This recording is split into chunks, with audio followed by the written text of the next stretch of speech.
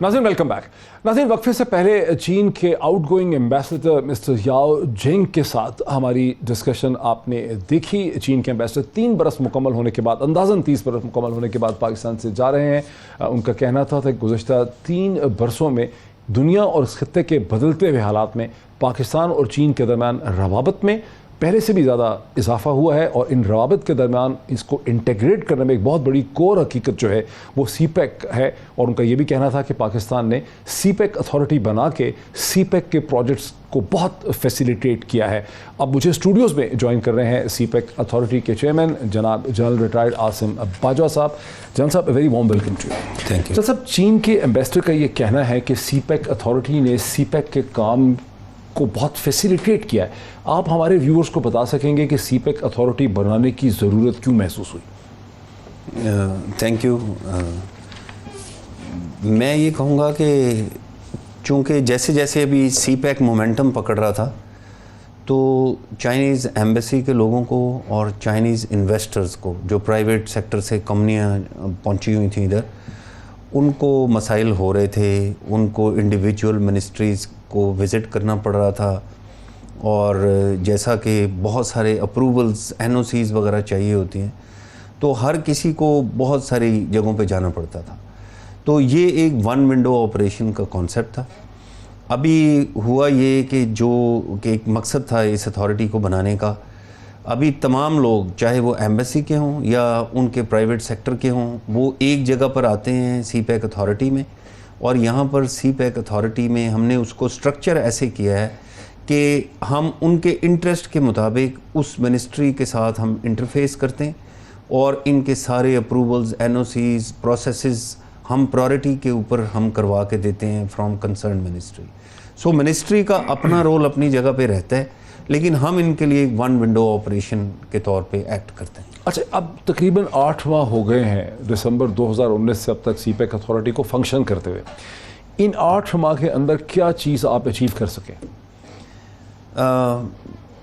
मैं ये कहूँगा कि एक्चुअली तो आप देखें सीपेक ऑलरेडी चल रहा था और 8 माह पहले जब हम आए तो एक ऐसे गलत प्रोपेगेंडा परसेप्शन एक बन रही थी कि शायद सीपेक का काम स्लो हो गया है या उसको पता नहीं अबंडन कर रहे हैं, उसको अबंडन कर रहे हैं, पड़ गया अमेरिका का। वो क्या था?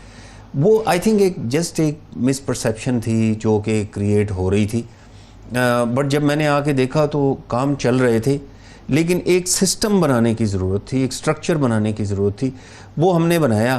तो हमने, और मैं जब अपॉइंट हुआ तो पहली दफ़ा जब प्राइम मिनिस्टर साहब के पास गया तो उन्होंने बड़ा मुझे क्लियरली ये कहा कि यार मेरी तरफ से डायरेक्शन ये है कि कोई एक भी प्रोजेक्ट रुकना नहीं चाहिए, बल्कि इनको और तेज़ करें, और अगर कोई चीज़ कहीं रुकावट आती है तो you can directly walk up to me and tell me, I will personally intervene. और जाहिर है उससे पहले एक हाईएस्ट लेवल के ऊपर एक कमिटमेंट भी हुई थी सीपेक के ऊपर। सो हमने उसके बाद से तमाम वो प्रोजेक्ट्स जिनमें कोई ना कोई ऑब्स्ट्रक्शन थी because of some technical reasons, हमने पर्सनली विजिट्स किए प्रोविंसेस को, फेडरेटिंग यूनिट्स को। उसमें एनर्जी प्रोजेक्ट्स थे, कम्युनिकेशन इंफ्रास्ट्रक्चर के प्रोजेक्ट्स थे। जैसे अभी आपने पिछले दिनों में देखा कि हमने कोहाला, आज़ाद पटन, ये बहुत बड़े बड़े प्रोजेक्ट थे, तकरीबन $4 बिलियन की इन्वेस्टमेंट थी। बट आई वुड से कि जो सबसे बड़ा एक प्रोजेक्ट हमने अकम्प्लिश किया पिछले कुछ अरसे में वो ML1 का था। अच्छा, जो कि तकरीबन $6.8 बिलियन का प्रोजेक्ट है। ये 9 बिलियन का नहीं है। ये जो इनिशियली एक इसकी एस्टिमेशन थी 9 बिलियन की, बाद में जब इसको रैशनलाइज किया, ये सारे प्रोसेस से CDWP, एक्नेक और ECC एंड देन कैबिनेट में जब ये प्रोसेस हुआ तो इसकी जो इवेल्युएशन इस वक्त कॉस्टिंग है वो $6.8 बिलियन की है, जो अप्रूवल हुआ है। ठीक है। और उसमें तमाम वो एनकैम्पस हो रही हैं चीज़ें जो इनिशियली प्लान में कंसिडर की गई थी। ठीक है, इसकी सिग्निफिकेंस क्या है ML1 की? देखें, ML1 जो है ना हमारे रेल सिस्टम को रेवोल्यूशनाइज करेगा और जिसकी वजह से हमारे लॉजिस्टिक्स जो हैं वो बिल्कुल ट्रांसफॉर्म हो जाएंगे। अभी आपको पता है हमारे मुल्क में हर चीज़ सड़कों के ऊपर चलती है, जिसकी वजह से शायद वेयर एंड टीयर भी इतना है, हमारी बहुत ज़्यादा रिलायंस है ऑन ट्रांसपोर्टर्स एंड ऑल। सो जब हम रेल की तरफ जाएंगे, जैसे दुनिया का हर मॉडर्न मुल्क अभी रेल के ऊपर डिपेंडेंट है, specially for freight and logistics. So हमारे यहाँ भी ML1 जब आएगा, 1870 किलोमीटर का ये प्रोजेक्ट है, पेशावर से लेके कराची तक है। डुअलाइजेशन हो जाएगी तमाम, जो कि एक हमारे मुल्क में ड्रीम ही रहा है। तमाम पुराने ट्रैक्स जो हैं वो चेंज हो जाएंगे, उनकी एम्बैंकमेंट्स जो हैं वो रीइंफोर्समेंट हो जाएगी। जो इतने रेल के एक्सीडेंट्स होते हैं रेलवे क्रॉसिंग्स के ऊपर, वो तमाम के तमाम अंडरपासेस और फ्लाईओवर्स में कन्वर्ट हो जाएंगे, पूरी फेंसिंग हो जाएगी। तो अल्हम्दुलिल्लाह अच्छा, फेंसिंग भी होगी? जी, फेंसिंग भी होगी, एक एक्सीडेंट फ्री नया ट्रांसमिशन सिस्टम, जो सारा मॉनिटरिंग सिस्टम रेलवे का। अच्छा, फिर इसी के साथ क्लब हो रहा है ह्यूमन रिसोर्स डेवलपमेंट, जो वॉल्टन एकेडमी है रेलवे की लाहौर में, वो सारी की सारी मॉडर्नाइज हो रही है, कैपेसिटी बिल्डिंग ऑफ। फिर नई कंपनियां बन रही हैं कि जी अच्छा, जो पैसेंजर ट्रेन्स हैं उनकी एक कंपनी, फिर एक फ्रेट ट्रेन की कंपनी, फिर ओवरऑल एक होल्डिंग कंपनी जिसने पूरे रेलवे को चलाना है। सो आई थिंक हमारे लिए ये बहुत बड़ा एक इनकलाबी कदम था, और ये फॉर टाइम्स टू कम हम बिल्कुल एक लीप फॉरवर्ड ले रहे हैं into a new phase of development. अच्छा, जैसे गुड्स ट्रांसपोर्ट के हवाले से इंडस्ट्रियल इंटीग्रेशन और बिजनेस फैसिलिटेशन में तो बात समझ आ रही है ML1 की, लेकिन क्या हमारा कोई ऐसा भी मंसूबा है कि हम पाकिस्तान की रेलवे कनेक्शन को खुद चीन के अंदर उसको एक्सटेंड कर सकेंगे beyond the Chinese borders into China? कोई ऐसा भी कोई हमारे जहन में है चीज़? देखें, ये तो जब से KKH बनी है ये प्लानिंग्स तो होती रही हैं, और अभी आपको पता है जैसे हवेलियाँ इज़ द लास्ट पॉइंट जहाँ पे एक ड्राई पोर्ट अभी बनने जा रही है। तो आई थिंक इवेंचुअली ये होगा। फ़िलहाल हम जो चाइना के साथ कर रहे हैं वो हम सड़कों का काम कर रहे हैं। जैसे हम मानसेरा थाकोट तक पहुँच गए, उससे आगे अभी रीअलाइनमेंट होनी है बिकॉज ऑफ दयामीर भाषा डैम ऑल्सो। फिर ऊपर ऑलरेडी वाइडनिंग हो रही है। फिर एक ऑल्टरनेट रूट की बात हो रही है जो कि गिलगित से खिज़र, चित्राल एंड देन दीर में उतरेगी टुवर्ड सवात, और ये लिंक करेगी सवात मोटरवे के साथ। सो हम सड़कों के ऊपर कर रहे हैं लॉन्ग टर्म। यस, रेलवे के बहुत सारे प्लान्स हैं, जैसे अभी बातें हो रही हैं कि जी इसको एक्सटेंड करके हम तोरखम तक ले जाएं। इसी तरह it should go towards China.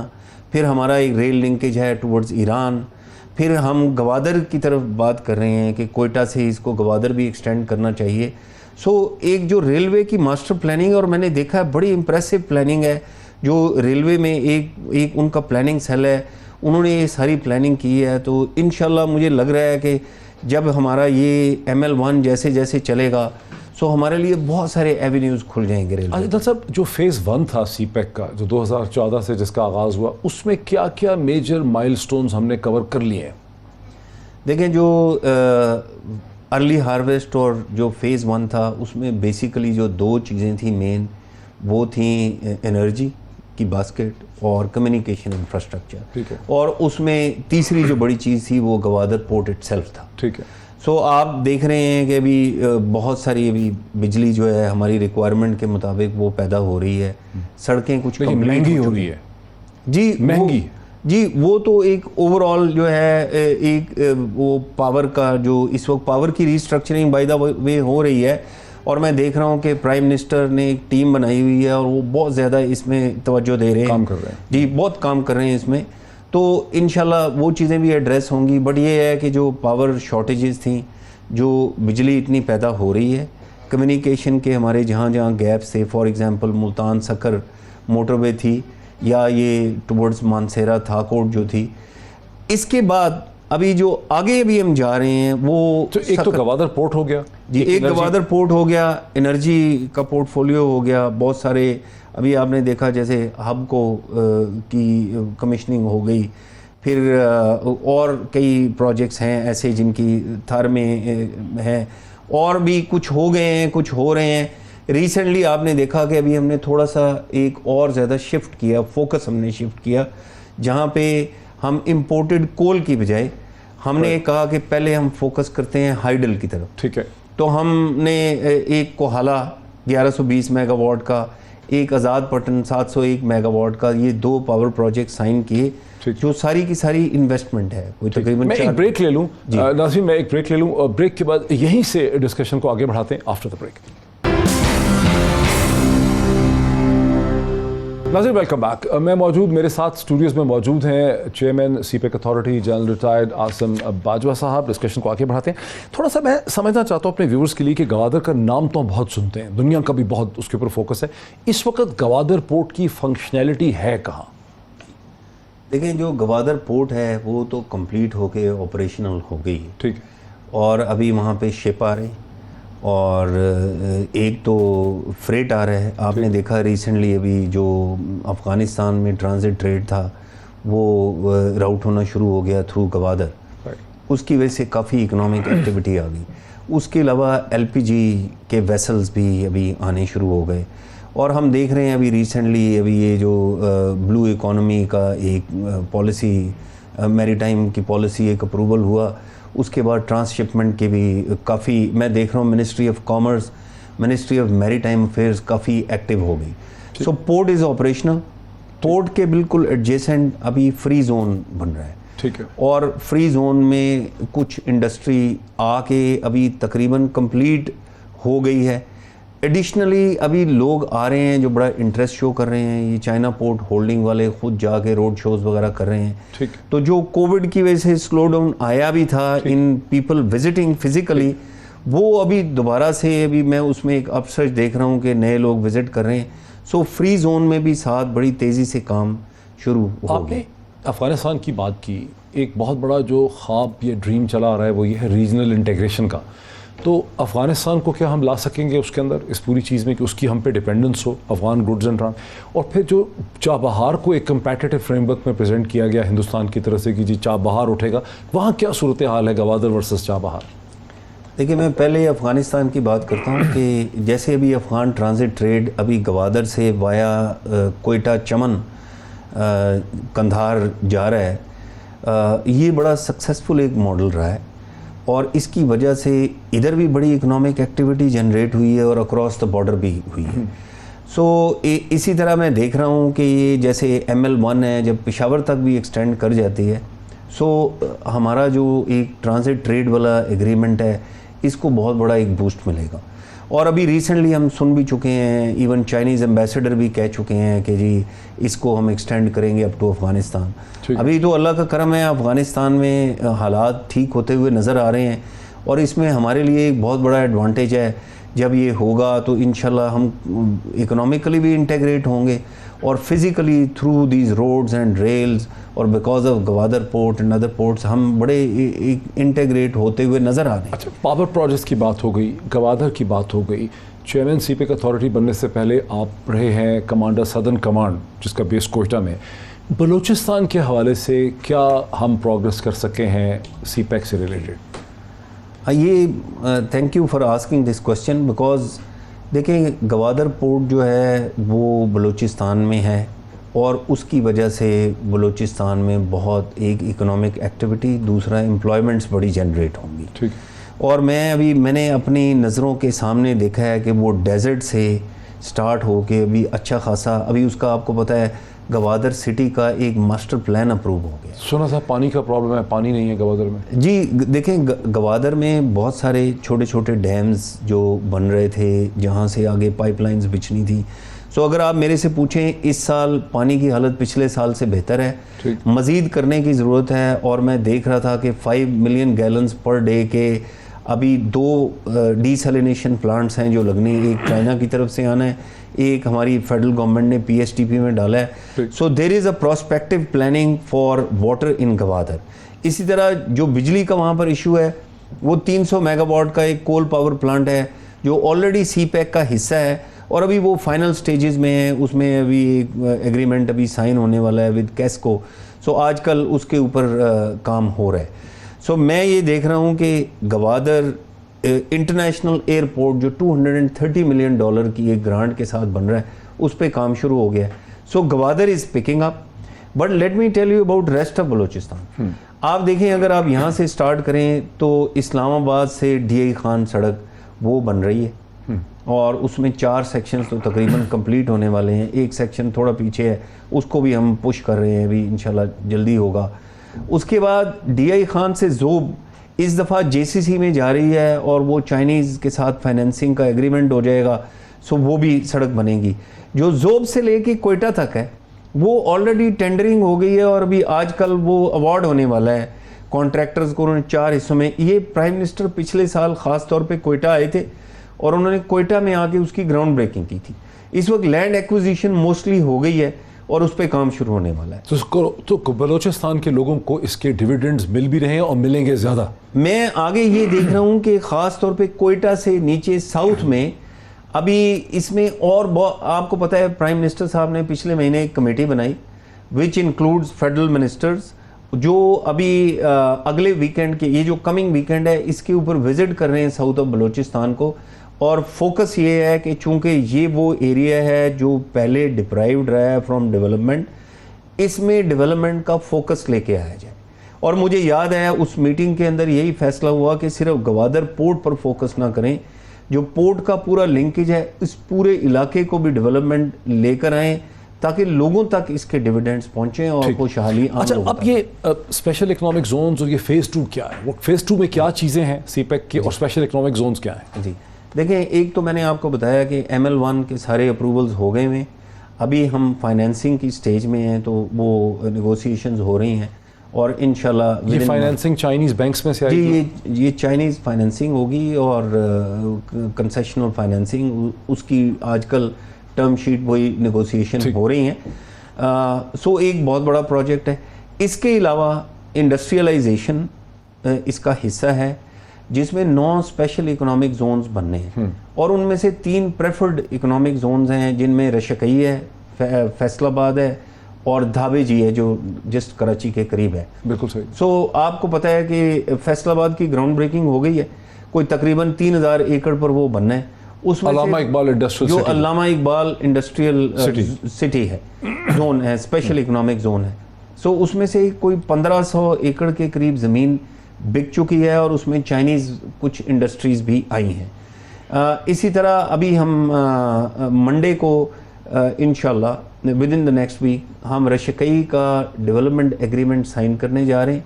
ये China road and bridge construction company है जिनके साथ साइन हो रहा है। 1000 एकड़ का SEZ है और अच्छा जी तो और इसमें ऑलरेडी रोड शोज अभी स्टार्ट हो चुके हैं।